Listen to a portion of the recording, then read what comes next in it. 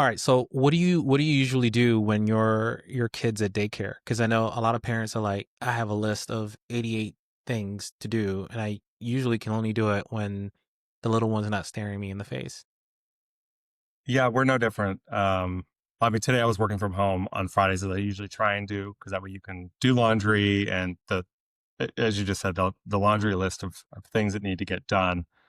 That was You serendipitous, right? Laundry list, and you're doing the laundry. Yeah.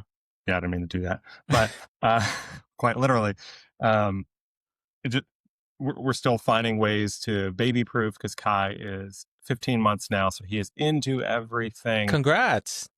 Um, it's amazing, but also, as you know, it's exhausting and it keeps you on your toes at all times.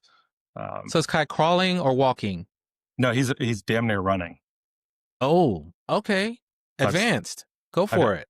I've seen him like start the run and then he like tumbles and falls. Um, so I've he is, talked to a couple of people that have their kids and they're still young enough where they're kind of almost learning to crawl, and I'm looking at them like, yeah, you think that is a challenge. Just wait till they start walking, and then you think that's too fast, and then they start running, and then you think that's too fast. yeah, it's just going to get worse. And I'm not a young man anymore. I'm in my 40s and trying to. It's fine. I'm in good shape and take care of him, 40 is still young, sir. I'm 45. as am I. So we're both extremely young. Welcome to Fathernetics, Fatherhood Unfiltered. I'm Jamil. Welcome to the podcast. Do it. You could never find somebody do it like me. I'ma turn it all the way up, cause it kamikaze. Go ahead and try, baby. You are gonna see that you'll never ever find somebody do it like me. Don't try to age us, Cory. I don't appreciate that. No. But congratulations on Kai. I think that's amazing. What is your current, I guess, fatherly battery life, if you will? Do you think you're on full tilt, or is like sleepless nights got you down to 50% of your journey? Overall current, I'd say 85%. Uh, Okay. like Kai has always slept really well since 3 months. We've just been fortunate. Of course, there's sleep regressions every couple of months, maybe, but by and large, he's down by 8 and up at 6:30, 7 o'clock. So we're getting a good 11, almost 12 hours, solid through the night. So I'm not up all night and he doesn't certainly eat. He's a healthy boy. He doesn't need to eat overnight. So Um, where are you getting most of your support from, information as far as your kid is concerned? Because a lot of people tend to lean heavy on their parents or a group of friends that have kids, or sometimes they even dive into like literature. I don't know that there's a lot of literature out there that's specific to LGBTQ community raising kids. At least there's a lot coming up in that particular area, but certainly not a mountain surge of that. I know. I was just kind of learning on as you go, Yeah. which is okay too. I mean, that's how we mostly do it. Yeah. It's kind of intuition. I don't know. It just kind of comes easy knowing and reading your child well. Like we know them better than anybody else in the world. And I don't know if there's genetics involved with reading your child and knowing, okay, this is what they're going to want next. This is probably what they're going to do or what they're thinking. So I've kind of been on that vibe with our son, and I'm very fortunate uh, to be able to do that. There's not a lot of guesswork, and maybe he's just predictable. That You if we, see them all the time. You can pretty much read some of the changes, right? yeah, and Okay. fighting with my own personality traits and quirks that I'm seeing in him, and recognizing that of like, okay, he's stubborn or hard headed or fiercely independent, whatever you want to label that, and knowing that okay, that's something that I exhibit, and how do I counteract this, and trying to work my way through that instead of just, you know, we're both doing this because that's our personality.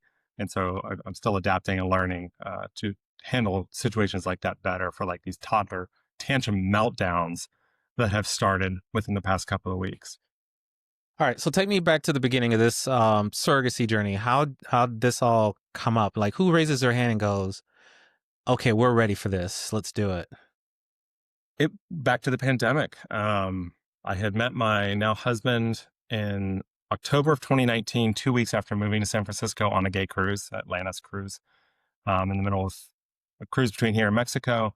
And then we immediately hit it off, and we knew that family, we both were going to have a family one way or the other.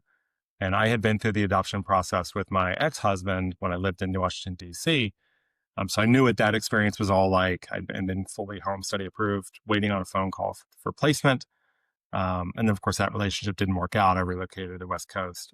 And my husband was adamant that surrogacy is the route he wanted to go because genetics, he's Chinese American, and genetics in their culture is huge and really, really important to have bloodline lineage. And so I fully respected that. And I was like, okay, well, this is what we're going to do. And this is the way we're going to do it. So we attended our first Men Having Babies conference. What part of China is he from, if I may ask? His parents were born in southern China, Okay. Canton. Okay. Cantonese is a language they speak here in the house. My in-laws, we're fortunate enough that they actually live on the first floor of our house. So it's a separate living unit, but then we have the top 2 floors. And how's your Cantonese coming? Terrible. My language aptitude is garbage. I own it. It's fine. No hooked in phonics, none of that. You're just, I mean, I'm sure you've picked up a little bit here and there, but it's probably large and far, right? It is a really difficult language, and because Cantonese is a dying language because the Chinese government has been using Mandarin as their national language for years. And so Johnny, my husband, only knows it through casual conversation with his parents. He doesn't know how to read it, doesn't know how to write it. It's just all memorization and knowing that's the language he was raised with.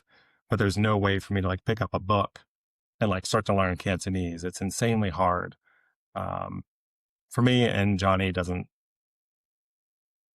I've emphasized that I will do that, but he doesn't see the value in it because our children probably aren't going to know it either because that's not the language we speak in the home. It's with his grandparents. Well, that'll make you cool, right? And I do my best, and I can pick up on context and tone pretty well to at least understand what they're probably talking about. And like any grandparents, 90% of the time it's about our son. And so I can generally know what's being said.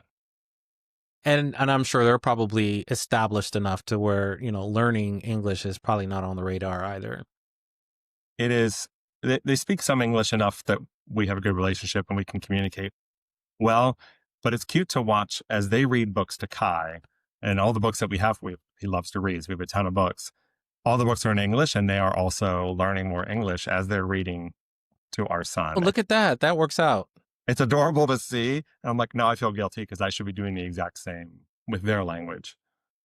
I mean, that's how our kids learn English, period, is just with the books that they read and the kids' books and stuff like that, which is, it's come a long way because used to get a lot of books that were pretty cool to read as kids were growing up. And then I have a 12-year-old, by the way, through adoption as well. We adopted him at 4. So we started to buy books around that age that were all around the LGBTQ community. I have 2 dads, or, how to explain, or, some sort of story that ties it all together, which I think is fantastically awesome. Wasn't available 10 years ago. Mm-hmm. Right. So we're moving in that direction, which I think is super exciting. So how was, I ask this question all the time because I think it's fascinating. Everybody has a slightly different answer. How was going from not having Kai to having him almost overnight? Or was there a journey that you guys got to participate in with your surrogate? Oh my God. Nothing overnight. It was about 4. Well, no, he's a year. He's 15 months. So it was 3 years that it took us to get through that first journey, through attending our first conference to embryo creation, 3 surrogates, 2 miscarriages, a total of wow, quite a story. 7 embryo transfers, there's grief. We were miscarriages were later in the pregnancy, so nothing about our journey was smooth. So learning and growing through all that also made it bittersweet and so much more important when Kai did arrive into the world that, we were emotionally ready for it. Physically was like, no, I wasn't ready. You're never ready for that because despite being a Secret Service agent, traveling the world, protecting the Obamas, doing all these worldly things that was insanely stressful, and my husband working 24-hour shifts as a physician, we thought we had it down. We're like, yeah, we got this. No, we didn't, because you can't prepare for having a newborn It's all on paper. Yeah. and the stresses that come along with raising children. It is unlike anything else in the world. I don't care what your profession is. We thought we were prepared, but we are learning every day that, we're doing the best we can and learning as we go, as most of us do. So is it what I've heard others say that have gone through this journey, surrogacy, and gone through some of the ups and downs. Some have not as many peaks and valleys, right? But some have many. What they've said is, as soon as they have the kid in hand, it's like all of that disappears. It's like, what was that? It's like, this is, while we don't forget it, it was certainly worth it in the end. That's tough because, like you said, journeys don't usually have the peaks and valleys that ours has had. We are the abnormal. We are the only people we know. We talk to a lot of people. I've done a lot of these style interviews, and we are the anomaly, and that's okay because we were built to handle it, and we have withstood it, and we are persevering. But we don't, as we look forward, and we were 16 weeks pregnant with Kai's brother, and when we lost him, so even it still like affects me deeply because that was a loss. Like that was grief that I had to take and fly home from Atlanta on the next flight home to be there for a surrogate, as she had to go through this trauma as well. Mm-hmm. That's something we'll never let go of, and we have to figure out a way to teach. And so you got me all choked up. To talk to Kai about that stuff and to let him know this is what we went through and these are the struggles, and because his brother was supposed to be born 4 months after him. Our baby shower, all that was for 2 babies, and that's life. Yeah, I think it's good to hear these stories because there's so many people that have a journey ahead of them that will need to be able to hear, hey, you need to have some reality mixed into this exercise, because yes, it will bring joy, and you will eventually at some point have a child, but it may not be through the same course that you may be thinking in your head. Because even when I started I did foster to, we did foster to adopt, and we all thought it was going to be this straight line, right? They all tell you it's not going to be that way, but you have no way of knowing where it's going to go. But you just have to be prepared for it and know that you're going for a specific journey. And let me ask you this: Halloween is coming up. What do you guys do? What are you planning on doing? Is it an exciting holiday for you? Trying to figure that out. Last year, Kai was only 4 or 5 months old, so he was a Pillsbury Doughboy because he was That's got to be cute. plump and it fit the bill. And a friend of ours had a costume, but he was in the stroller because he's so small. But here, I've already started asking ChatGPT good ideas because Johnny and his family, they're actually flying to China. So they're going to be out of the country for 10 days over the course of Halloween. So I'm like, okay, well, now I'm going to be a single solo parent with Kai on Halloween. Like, what does that look like? What am I supposed to do? Yeah, we'll go out trick-or-treating because it's huge here in our neighborhood. But costume-wise, I'm trying to think of like, what is something that would work with our toddler son and me, because it's just going to be 2 of us. First of all, you're the house with the large candy bars. Well, that doesn't mean I want to be handing out candy. We're going to go out. Like, it's just me. And Okay. Well, I know in my house, Halloween is a big thing. We do a whole little what do you call it? We have a cul-de-sac, so we do a block party. We put tables and chairs, and giant skeletons from Home Depot are out there, and lights and music and screens and smoke and stuff like that. So I always ask the question, because now we're in this generation where we get to have video and pictures of our kids at 1, right? And we have that for the duration of our lives, their lives, where our generation really didn't have that. I don't know if you still have pictures from when you were, 1 or 2. Some people do. I don't. But I think it's exciting that we get to have this multimedia capacity now and be able to just kind of remember and look back and all the awesome costumes that Kai was wearing at 2. yeah, Johnny reminds me regularly. He was like, I take a ton of pictures. Like, you need to take more video because, as you said, we didn't have this capability 40 years ago. And I do have some pictures in these albums. They're actually to my left are falling apart, and like you open it up and the pictures just fall out because Yeah. my Polaroids and putting them in this like sticky book. Yeah, Um, the glue's gone. Forget it. I got yes, years ago. So I do have some pictures, and I need to pull those out again to like do comparisons of like what Kai looks like at this age, what I look like, and see, you know. Your kid, much like mine, is going to wonder, why would you ever print out a photo and put it in a book? So I use Shutterfly because I don't want all these photos to exist only on my On your phone. phone? Yeah. Every 3 months, I'll go through and be like, all right, I'm going to print 100 pictures, and then I'll file them away so it's something for Kai that he will have. Because if I kick the bucket tomorrow, then everything's locked on my phone in the cloud. Nobody knows how to access it. Blah blah blah. So it is fun to do that. And I actually did for his first birthday. I created a book through Shutterfly of Kai's first year, and it's pictures of our travels and memories. That's That awesome. I've been trying to remember to do that. I never remember until someone says something like, now you're telling me, and I'm like, okay, I need to go do that. But I do like that idea of like themed books. You have your trip to so and so, now it's all in the book. I commend you for at least doing what I keep saying I'm going to do and haven't actually gotten to do it yet. It's kind of okay, so I wanted to ask you, you came out or began to reveal your true self a little bit later in life. Um I want to hear about that, but I did want to ask before I did that. When did you first start to, or have you ever gone to a Pride festival? oh yeah, like we live outside of San Francisco. I lived in Washington D.C. I lived in Miami, Fort Lauderdale. Oh yeah, yeah. Been to a Okay, lot of. which location was your favorite? Dum dum dum. Uh, but that's hard to answer because it's so dependent on where I was at that point in my life. True.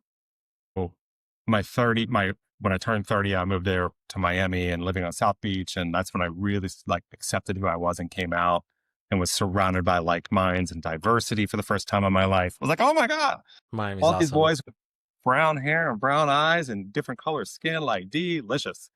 That's not what I grew up with. So I didn't know that existed until I moved to Miami and I was a minority and I was like, this is amazing.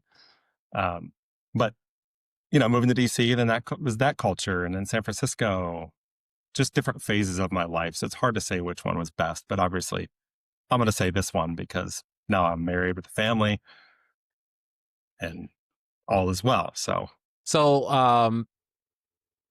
tell me about this part of your life where I know you mentioned briefly about your experiences in the Secret Services and your journey from there and starting to kind of come into your own, right? And it's in your book that you've written, which is the Breaking Free saga of self-discovery by a gay Secret Service agent, which I think is such an awesome title. It's certainly captivating. What's in the book? What can you share? um, it is not a Secret Service tell all. And that's one thing when I went into, and I wrote it for myself first and foremost. It was cathartic. I was living on my own in Fresno, California for 6 months. And just trying to catalog what had happened over the past 10 years of my life. There was so much there. It flew by in a blur. So that's what this began as. And then as I wrote it, I had to be super careful because I didn't want to get sued by the Secret Service or Homeland Security. I did not want them coming after me for spilling details about Michelle or Barack or the family. So I was hyper cognizant of that. So when I went about it, that was always in the forefront of my mind of, okay, yeah, this is what I was doing for work and this is how it impacted me as a person. But it was about me and my journey to self-discovery as a closeted gay guy growing up in a conservative part of America and having to break through those cultural, societal expectations and norms to not disregard, but to get over the self-loathing, all those other things that come along with that stuff. Just trying to figure out what to do with it and how to best handle it and process it, I guess. So the Secret Service itself, would you consider that a conservative organization as well? Okay, I would think so as well. I just obviously I don't exist in that world, so what we see and what we know as private citizens is only what we see on TV and on documentaries, which is very very formatted, right? So how did you actually decide in that type of a bubble where it's conservative left and right to kind of unravel that for yourself? It wasn't until summer of 2013 was the first Supreme Court case where they forced the federal government to recognize spouses in gay marriages. Then Hmm. my then husband was able to get my health insurance, my dental, my vision, all these federal benefits that we had been denied since we got married in 2009. We were always told no. So that was the first time that the court came out and said, yes, you have to provide this. And I was the first gay agent to call up and I'm like, hey, I need all these insurances for my husband and we need it now. Um, so that was the first time. And by that point, I had 3.5 years on the job and they could no longer fire me for any reason. So that was really the core thing of, okay, I can now push this issue a little bit and they can't fire me because I made it past probation. And I had a black lesbian classmate who was fired because she was gay and arguably possibly because she was a black female as well. So I had that always in the back of my mind of, we still keep in touch to this day of um, what she went through. But then once I made it past that, I felt safer in coming out. And then 2015, of course, they legalized gay marriage. And then when I got to the Obamas at the end of 2016, the team that I was with was just amazing. And they made me feel supported and loved and wanted and seen. And so we were traveling the world together. They became my family because we were traveling constantly. And we just had to rely on each other. So as I started processing divorce and trials and tribulations of dating while traveling, being a Secret Service agent. And so they became my family. And that's when I really felt my true self, even around the Obamas. Like, they're amazing people and their staff members. Like, several came to my wedding. Like, that's how much of a family we are. My wedding last year. And to this day, I love I cherish those relationships. Yeah, we can get into that forever. But how do you date when you're traveling as a Secret Service agent? I mean, someone who travels, sales individuals, they travel all the time. That's just such a different machine than traveling, and most of the time you can't share much of what you're doing. There was always a backstory for whatever traveling, whether we were in Europe and like if I was looking for a hookup, it had to be a US citizen because of security clearance. Like, you can't go up and hook up with somebody who's a foreign national in a foreign hotel. Like, you're opening yourself up for all kinds of issues. Yeah, I wouldn't have even thought about that. And those are things I had to navigate while, when I was not in a relationship. I was free to play, but I had to like figure out, okay, who's an American citizen? Okay, now we can play. But how do you do that other than okay, I hear the accent, or you say you are? Yeah, I can just imagine. somebody's, you start talking in a bar, and whether you're in Paris or Italy, I mean, wherever is, we Americans can spot each other pretty easily. That's what I was just gonna say. Americans stand out when you're not here. Well, wow. Okay, so where did you meet your husband? You said you met On the Atlantis. the gay cruise. Yeah.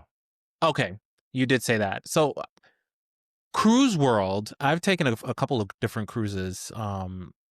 My kid loves it. Loves to travel. Sounds like you love to travel as well. Are you done traveling, or have you hit your limit? I mean, you've been quite a few places. Are you like, okay, I need to just have a seat? No. So I still travel. So I'm still employed. So I still do travel for work. I just got back from Pittsburgh. I took Kai by myself to see my family. It's in conservative Western PA. So Johnny in Chile for work. And so I was like, all right, well, I'm going to take this week and I'll fly to the East Coast and take Kai to visit my family, who they hadn't met Kai yet. And after the election, I didn't feel safe or comfortable going. So I do still travel, and we're actually going to Banff, Canada in about a week for a vacation. That should be fun. Can't wait. How'd your family take that introduction? That's got to be such a highly charged moment for everybody. Introduction to Kai. Oh, it went really well. My dad doesn't show much emotion, period. And he's dealing with his own drama. So there wasn't a whole lot of effort. But I stay with my aunt, who I always stay with. And she put in, about 24 hours worth of work. And Kai was like, okay, I like you. You can hold me. And then they were able to like interact and play together and go on walks and stuff like that. So it was good. It went well. That's awesome. Okay, so what's in Banff? Why are you going up there? Friends have been talking about it, and we were like, okay, well, either we're going to do a cruise, but then we didn't want to like the weather's it's still nice here in California, but you get up the Alaskan cruises that sail out of Vancouver or Seattle, like it's going to be cold. It's not a Caribbean cruise. It's not like, can we do that for 7 days with a toddler in a tiny room? So we just decided, no, we'll go to Banff because everybody's been talking about it. The pictures are like National Geographic level, beautiful. We've never been. So we're like, screw it. Let's go there. We love wildlife. We love the outdoors. Are we glamping or are we No, camping? no, it's in a like nice hotel. Come on. I am not. I am not a camping. I am too old for that. My husband loves to camp, so we live out here in Phoenix, so we go out to I can't even remember the name of the city, but we're tent campers. So we do at least 3 days in a tent, and it's a whole thing. It's like sleeping bags. We bring like electric generators. We have lights, and he loves to cook on cast iron, and um, we bring our friends with us, and we have a good time. It's never longer than 3 days because then I max out at 3 days. I'm like, we're good. We got to get back home. But I'm a fan of glamping as well. So, I mean, give me a cabin out in the woods that has electricity and running water and it's just in the middle of nowhere with, giant sequoias. I'm down. Let's do that too. That's what we do. Every year there's a gay dad in Northern California. Gay dads all meet up outside of Guerneville on the Russian River, and we went this year for the first time because Kai was not yet walking. Everybody else is staying on the campground. We booked late, so we got an Airbnb like a mile down the road because, again, I wanted to sleep where it's comfortable. It's indoors. There was running water. And also with Kai, can be in a crib, pack and play. So that's what we did for 3 days. Just Is this a group or like a group that you found, or is it your friends? It is. Well, this now both. So we heard of it through mutual friends in San Francisco, and there ended up being, I want to say 120 people. Wow, that's a good number. All gay dads and their kids, and there was like somebody who had about their like 4-month-old. So Kai wasn't quite the youngest, but he was on the young end because everybody else has like kids that are running and getting in the water. And so it was a really great time and to get to talk to other dads that are facing issues that only we face. So looking forward to going back again next year. Oh, you're going to have to give me their website after the show so I can go find it and see if I can sign up. I think that's awesome. Just the ability to be able to connect with other dads, like you said, that are going through the same experience. Being a dad is through and through almost the same for everybody, but the LGBTQ nuance, that is something that I don't think anyone can prepare for. And it's not always a bad thing. It's just a matter of finding someone who you can say, yeah, I thought about that. I went through that. This is what I did for that particular scenario. Which is why I like people who are writing literature about their kids and through adoption and surrogacy and, step 1, step 2, and this is what I got. I just wrote one. My kid's 12. So I'm talking about, a kid that's further along than most, if not all of the parents I've spoken to since this podcast has started. Because everybody's really coming into their own. They all have toddlers or, 2, 3, 4, 5-year-olds. Most of them coming out of COVID is like when it all kind of started and took off for them. So I'm just excited to be able to talk to people about other 12-year-olds that have gay dads too. And knowing how Jacob talks about us. There's a good number of kids that go to the gay camp and they're between the ages of like 6 and 12. Because once they hit puberty, they're like, no, stay away from me, parents. I don't, they don't really want to do that anymore. So it's a great mix of people. Happy to pass that info to you offline. Yeah, that would be fantastic. That'd be fantastic. Okay, so I have a quick question. Country music. Tell me about that. Is that still a passion of yours? I know you're not deep into it right now, but are you still singing in the showers, perhaps? I sing in the car with Kai. I sing at night to him. So every other night we rotate. Like tonight's my night to put him down. So we go through our bedtime stories and then I put him in the crib and then I sing to him every night. Well, every night it's my night and I'll just, whatever songs are in my head, it's usually George Strait or whatever, just because that's what I grew up on. And that's who that's the person I emulated when I thought I was going to be country music superstar, all these wild dreams of yesteryear. So it's funny how it's worked. It ebbs and flows through life. And I find it Mm-hmm. coming back in probably because of Kai, and like a lot of the songs are relatable, of passing of time. And that's, I mean, my God, that is threaded through just about every country song out there, is the passing of time and losing your dog in your truck, or I mean, whatever. It's a joke. I But mean, you're spot on. That I mean, that's in there. so it's funny to see it coming back in, that the music that made such an imprint on me, I now sing to Kai. And Johnny isn't very musical in that regard. He loves good tunes, but he doesn't know lyrics. He's not good at recalling and remembering lyrics, whereas I'm the polar opposite. Like, I remember lyrics from songs I haven't heard in 25 years. So it's fun to sing those to Kai. I'm not like doing any videos or anything, I don't think. But like, he loves to dance with it, and I'll hold him and he'll put his arm up and want me to like hold his arm out while we dance around the living room to whatever music is on. It's so cute. So where does that come from, other than just kind of listening to it growing up? Was that the singing to a child, was that something that happened to you when you were earlier in your childhood? You're saying no, but so where does that come from? You heard it one time and you're like, wow, this is for me. As far as singing to Kai, No, just country music in general. I know oh, you wanted to be an artist at one point. probably through, like, mom always had music on in the car or on the radio, because we drove back and forth between Pennsylvania and Virginia all the time as kids, just because mom and dad divorced early. So it just the introduction to it, of the old school classic rock, Survivor, 38 Special, Creedence Clearwater Revival, and endless list, along with, but then the country stuff when I became a teenager and started like being able to buy music on my own through Columbia House or BHG. they You would get all these CDs for like a dime, and they were giving a teenager credit who didn't have a job or anything. I don't know what's going on, but I started to amass all these CDs and tapes, and that I held on to those for years and years until I converted it all, digitally. It takes me so far back. So I get spaced out on Columbia House. I mean, everybody was doing Columbia House, and what was the big thing around there too? Is was it Publishers Clearinghouse was also a big thing The around magazine. that, right? Yeah, yeah, Yeah. yeah, yeah. Stick with that, I don't think. No, it wasn't tied to it, but it was out somewhere around. I don't that I just remember that was a big thing that we used to Ed look forward McMahon was to. going to come to your house with a big check. Yeah, oh, he was coming. He got lost apparently, which is all good.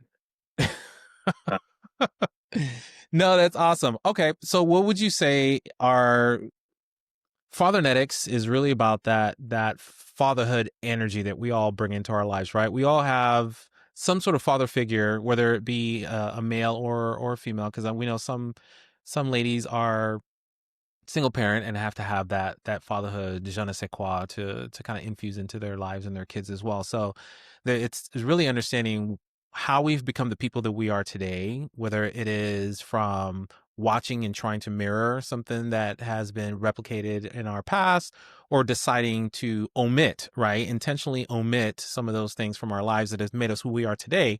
And then, of course, the next generation coming up, we're now the dads that are now passing on that intentionally. And I think the LGBTQ community is doing something that's a little different, which is that word intentional. We have now the opportunity to have it at the forefront of our minds, how we want our kids to see the world. Not that our parents didn't do that, but I don't think it was as much of a critical type of exercise as it is today. So where would you say you get your fatherhood energy from? My grandfather. So on mom's side, my grandfather, because my father was absent for years. Mom, they split when I was like 2, and so there were huge gaps of years where dad wasn't around, whatever the situation was.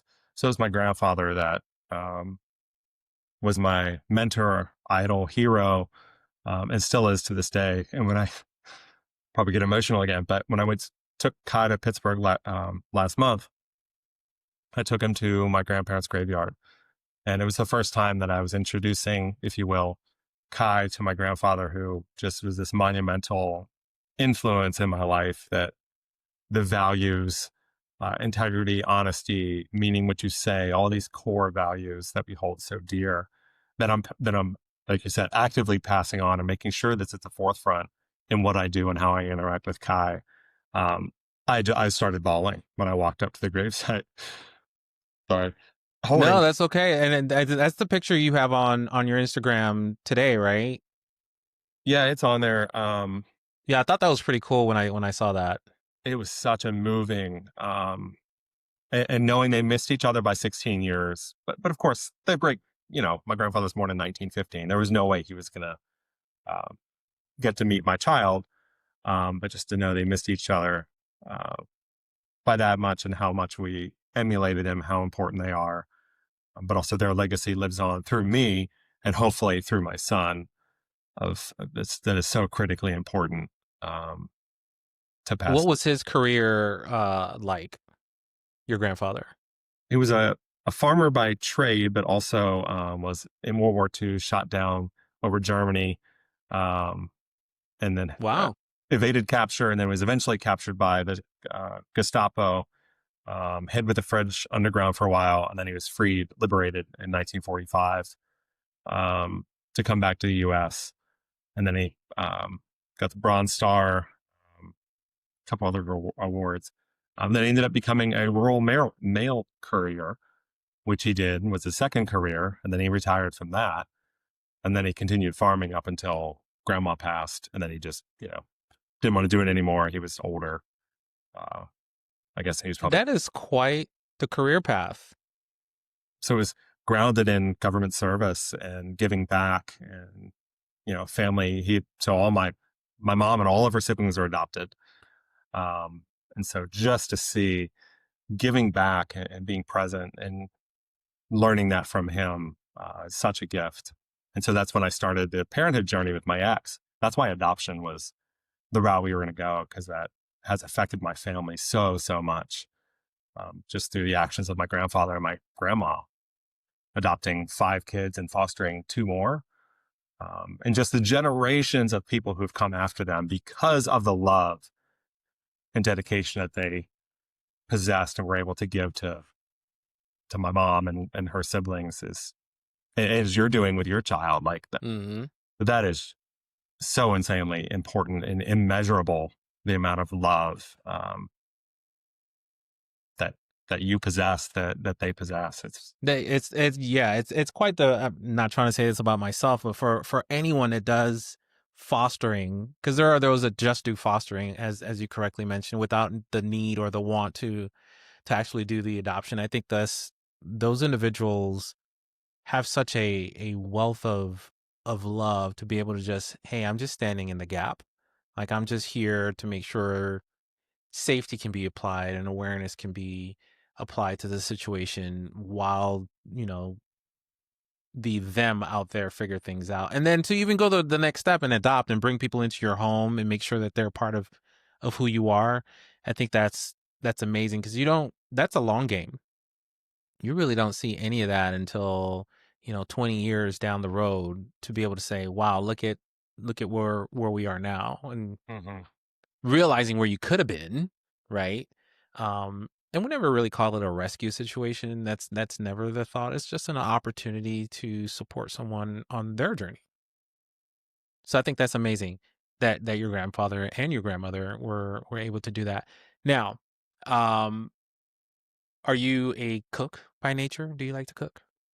I am I generally prepare dinner in the evenings. Yes. You are the cook. But my Johnny does, if he gets inspired, he will pull out something, and I'm like, who the hell? Like, who is this? Is it you did this? And I'm not trying to shade him, but So he's good when he wants to be, is what you're saying, because yeah, he he'll find a surprises recipe you. and he'll dive in, but it's not that often. But Joey, I take the lead, I take the initiative, and so I'm the planner. Whether it's traveling, logistics, whatever, dinner each night, I'm already thinking 4 steps ahead. That's just who I am, and my part of my career as well, arguably. Um, and so I don't give Johnny the opportunity to like, because he's going to delay, he's going to procrastinate that decision too long for me. And I'm like, no, like I need to know, like what are we doing? So I That's can go. good. It sounds like you guys complement each other. You. Well, I say this about myself and Nicholas all the time because we're very different. I mean, my husband's white, I'm black, so I mean that is the difference between us. It's that clear. He pushes me to the edge, and I hold him back from going over the edge. So we teeter on the edge because we balance each other so well. So I'm very blessed in that there are so many things I do in my life today that I would have never done had I not met him. So it sounds like you guys, at least from a cooking perspective, have that push and pull. Is that the same way you guys parent? Do you think you bring that vast of a difference to your parenting styles? They're fairly similar and well aligned. But I will make a decision far faster about whatever's going on, and something, even cutting up pizza this morning. He's like, "Hey, I don't know if this is enough." And I'm like, no, it's plenty because XYZ. And I've already got that other bag packed and there's, all kinds of other stuff in there. So it is very much a very well balanced. And of course we're human. We still annoy each other. They're not doing what That's part of it. at this moment. It's going to get done. It's just not getting done it the way that I would have done it. That doesn't make it wrong. It's just being human, living with another human being. Still all that. And love is about how much you're willing to put up with. We're like, is this really and still be okay with it. No, this is trivial. Let that go. We don't Yeah, argue. We don't do any of that because we communicate well. that's good. Well, you say you communicate well. I've always told people when they're looking to expand their family, communication is key. If you're not good on communication, work on that first, because this journey is not for the weak-hearted. If you're not able to sit down and say, hey, I chose this path, I was wrong. If you're not willing to say I was wrong, we need to back it up and change course. You're not really going to help anything, because with kids, it never goes the way you want it to. Yeah, I absolutely keep that at the forefront. And when I'm wrong, I will own it in a heartbeat. And even something I didn't expect, I'm like, hey, you were right. Great job. Ooh, now that one. Nah, I don't get that one. I like that. Okay. He needs I that should start validation. doing that. Yeah. It takes a big person to acknowledge that they're wrong, and even bigger to praise the other and say you were right. Everybody's looking for that. I was right. Yeah. Where was that 6 months Are you ago? kidding me? It's in marriage, like we take it for granted. You're parenting, you're getting through day by day. If there's a struggle going on with the kids, they're not, whatever it is, like it's hard. And sometimes you forget to acknowledge each other. But the last thing you want to do is take each other for granted. And I try hard to never let that be the case. Because it's easy, because you're exhausted. So self-care, what do you guys do for self-care? Because I know sometimes when you have a kid, it becomes all-encompassing, at least for the first couple of years or so. If you go to therapy, which I do, they will say always find some way to unplug for whatever amount of time that makes sense. So how do you guys balance that? We still, like I go to the gym solo Tuesday, Wednesday, Thursday. And that hour is for me. I don't listen to music. I process, I try not to use my phone, have it with me, but I try not to trying not to scroll. That's my time. And I thoroughly enjoy it. Even today, Johnny had to go into the office today, and I was home working solo, and it was nice. And even that, I'm like, okay, I got a couple of things done around the house that I otherwise would not have been able to get done.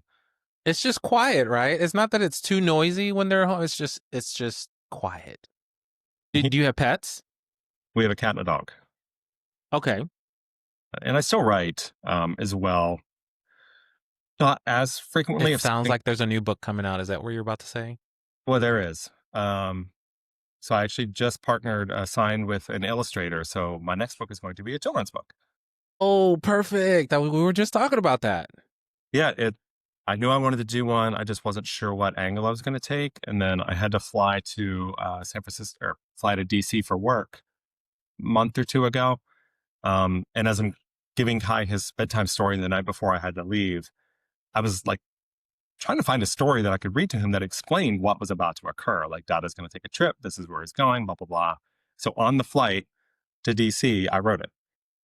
And I was like, okay. So I came back, fine-tuned it a little bit, and was like, okay, we're gonna do this. So I just partnered with an illustrator this week. So we're looking at hopefully having it out by Christmas. She's gonna have her work done by December 10. So Oh, I'm we're moving quick. I like it. trying to get it out by Christmas. But I'll have to talk to my publisher and see what their timeline and interest is, or if I'm gonna go about it solo. I'm not sure yet. Yeah, Christmas would be good timing. That's everybody wants to buy kids' books and stuff like that. Yeah. And I'm excited about it. Congratulations. I love when things come together like that. It's just kind of born out of a need. And that's usually where kids' books come from. There's some desire to explain something in a non-adult way that kids can consume and understand. Yeah. And I don't know, it's neat. I'm excited about it. And I was just telling Johnny, like, it's neat to see this coming to fruition, and hopefully by Christmas to be able to hold something that's tangible and to read it to our son while he's still young. And there's a lot of us who do take trips for work, and it can easily pivot into mama takes a trip. Like, that's a matter of changing one word and explaining, having something to better explain to our kids what's going on. So it's also ties into our legacy. Like, it's fun to think that I could leave these things behind, and hopefully it's having an impact somewhere with somebody, but at a bare minimum with our own family. And that's all that matters. So with that in mind, do you receive messages from people asking about your surrogacy story, about your journey to try to help them better understand, hey, what are potential next steps, right? Not their journey's not going to be exactly the same, but you've been through it. So it's different to hear it from someone who's gone through it as opposed to an agency that may have a team of folks that have never actually gone through a surrogacy process. Yeah. And I try to do as many and help as much as I can. Lisa Schuler, I just did a workshop with her. Family Building Connections, I believe, is her agency. And just giving back. And I don't get compensated for any of these. It's just a matter of trying to help others and, like we said earlier, genuinely talking about things that I really like, and if I can help somebody else. So yeah, I do get messages. DMs are becoming a little more sporadic, obviously when the book first came out, it was hot and heavy and I was getting messages all the time. But now it is more select, and I do like that because it's usually a little more thought into it. Like you said, somebody asking about surrogacy, or they saw me on a podcast and I'm willing to answer questions. And, when I get time, when Kai goes to bed, I'll answer the questions. But so everybody reach out, basically. Let's flood his DMs with questions, with legitimate questions. Yeah, legit. It's I think the onus is on me as well to help explain it, because not everybody is as fortunate as we are. If they're trying to do a surrogacy, which is insanely expensive, then, the surrogacy agencies, not so much agency, but the IVF clinic, they tend to oversell this hopes and dreams because it gets people in and gets them paying money. But then you mentioned it earlier in the podcast that they tend to leave out the negatives, and really addressing, okay, yeah, is your success rate 90%? Because we've now had 7 embryo transfers and 1. So that figure doesn't line up, and just having candid conversations, I think the reality needs to be aligned with expectations. And I think that's it there, right? That's the difference. If you can have conversations with someone who's gone through it, then you tend to relax into your questions and ask, about that one nuance that's been at the back of your mind, as opposed to being in a formal setting where you may not ask that question. With everybody that I speak to, none of them have like horror stories, but they do have level setting stories. At least for me, I've never gone through surrogacy. We're done having kids, so that's not a path that I intend on taking. But hearing these stories, so many aha moments. You have people who do surrogacy and adoption domestically. You have people in the UK that look at, outside of the UK for legal reasons, for ease, for financial reasons. People used to go to India, don't go to India anymore because things have changed there. I didn't know that was a problem. People go to Colombia and have a fantastic time there. So many people want to move to Colombia because it's such an amazing experience for them, which puts Colombia on my list just to go hang out and see all the cool people. But I think hearing these stories and having them available to people, whether it's my podcast, a book, some periodical or, like newspaper, um, or whatever other means, as long as we're able to continue to build a community where people have resources and ability to ask questions and say, hey, tell me about this. And people actually care enough to say, yeah, I'm going to spend 10 minutes explaining to you my process or what I went through. That to me makes it all worth it. Absolutely. And we've seen in the last 8 months, the climate has done a 180 in our country. And now, like, even last year, we were aware, like, okay, we can't use a surrogate in a red state. We just can't, because it's too much risk. If abortion is outlawed, and when we lost our 16-week-old pregnancy, we were very, very thankful we were here in California. Our surrogate was here in California with us, because that requires medical intervention. And so people don't think about that stuff of even Mm-hmm. normal pregnancies. When they have a loss that far along in a pregnancy, you can't just sit that out. Like, that is medical intervention is needed. And that is now illegal in a lot of states. And so that's a whole other conversation that has to be had when you're talking to potential surrogacy uh, parents and whatnot. So are you keeping up with a lot of what's happening legally with surrogacy and across the United States? Or, since you're on this side, you just had your kid, so maybe it's like time to take a break on some of that stuff. But I don't necessarily keep up. I know a lot of agencies do, because that's their main bread and butter, if you will. I do pay attention to the news, and yeah, a lot of what's going on, it doesn't make sense to me at all. And sometimes I speak out of that about that on YouTube, because I can. I don't know whether you can or cannot, given, whatever your career is currently. But do you keep up with any of that at all? I do. Um, and that's a double-edged sword, because I was in DC for so long and I lived that life, and I was part of history as it was being made, front seat view to that stuff. It's really, really hard for me to not pay attention, and I have to be mindful of my own self-preservation, Mm-hmm. because threads or whatever social media you use, like, it quickly turns into an echo chamber, and then your psychological safety or your fear, all that, you've got to be able to separate yourself from it and be calm and present and present your best self to your children and your family. So yeah, I do still pay attention to what's going on, but we're also in the middle of a surrogacy journey right now. So it's Oh, we're not, going for number 2? yes. So I have to be paying attention, because we still have a road ahead of us. Um, but to pivot to something I said a moment ago, we did our embryo transfer within a week ago, so we don't know yet what's happening. But when that was transpiring, I thought I was going to go into it numb. But the beauty of life and this journey is, I was in the room, my husband's next to me, our surrogate. So we're using the same surrogate that we use with Kai. Thankfully, she is an amazing human being here in California. And as we're doing the embryo transfer, like the flash on the screen where they place the embryo and all that stuff, like, I got emotional. I did not expect it. Just because it hit me that despite everything we've been through, the last time I was in that room with my husband and that surrogate, our son came from that. Mm-hmm. And so it hit me, and like, I got emotional. I grabbed my husband's hand, said a prayer. I'm not an overly religious person, but it was all I could think to do in that moment, of say a prayer and hope that things work out the way we want. And because the last time we were here, we ended up with our amazing son, and we're able to be parents. And so it was a great moment that I just did not expect.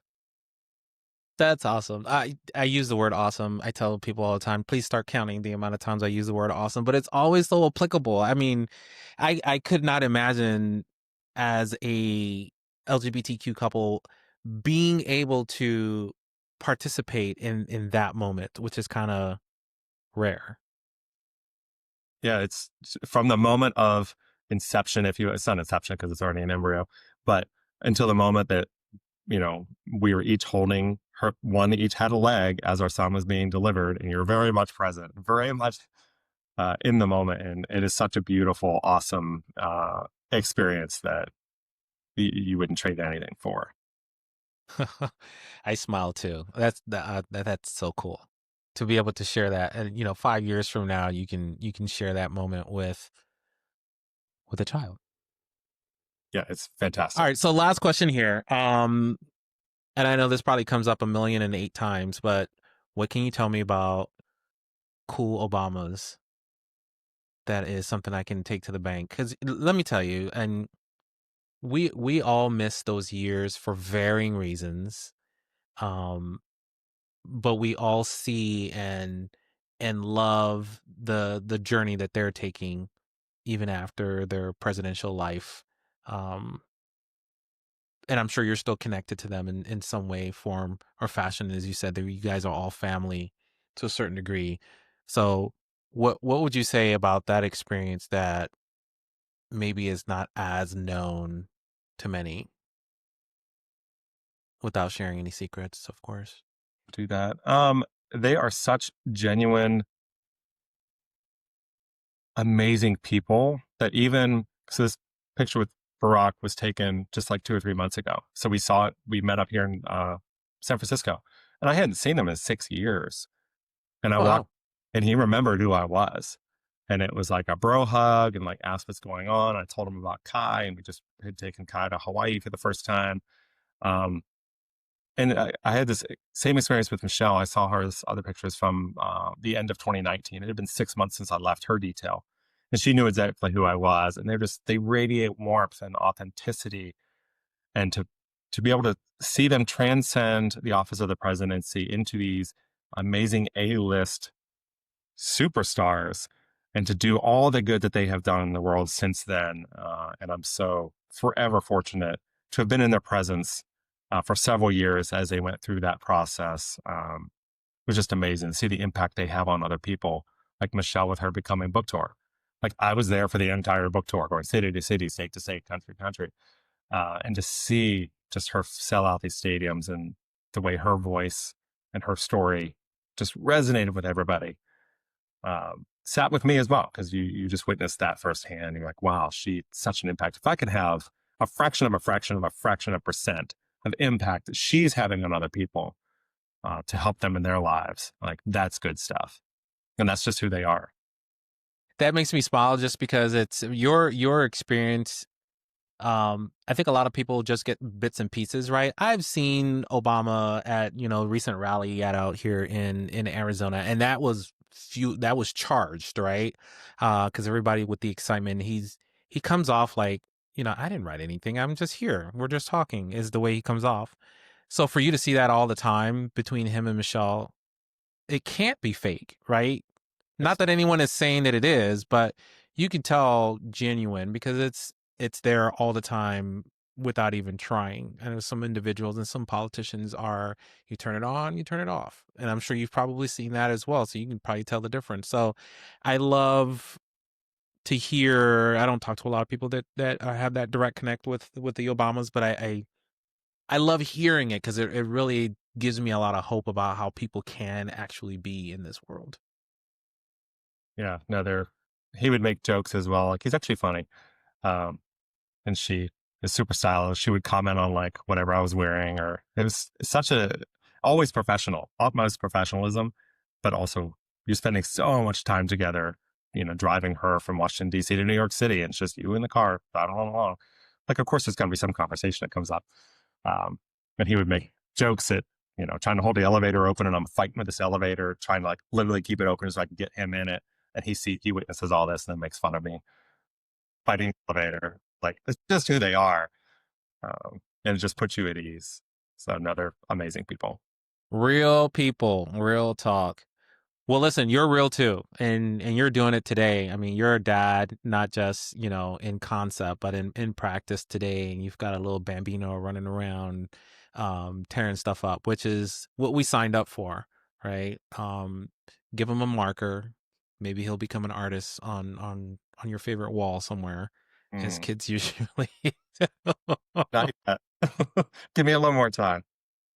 Fair enough. Fair enough. Okay, Cory, listen, I've taken up too much of your time already. I'm excited that you are writing this kids book. I look forward to seeing that on whenever it's released. I will definitely be first in line because I love kids books, and my little nieces and nephews. Um, I think there's benefit to being able to read stories about same-sex couples because it's part of life and representation matters, and that's exactly what you're doing with both of your books now. So I appreciate that. Yeah, and thank you for your platform and elevating voices that need to be heard and stories that need to be told. That is, as you just said, is insanely important, especially in today's day and age. That despite the obstacles that are being thrown our way, we will persevere. We will get through this together as a community, and it's because of people like you who are doing this work for us. So thank you. Well, thank you. I appreciate that. Say hi to Johnny and Kai, which is such a cool name, by the way. Thank you. I picked it. Well, okay, enough said. Do it.